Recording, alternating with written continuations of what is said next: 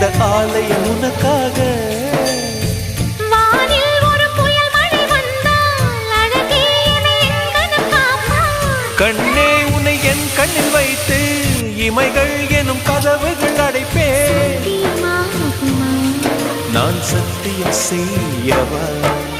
தொடு தொடுவென தேவானது என்னை தூரத்தில் அழைக்கின்ற நேரம். உவா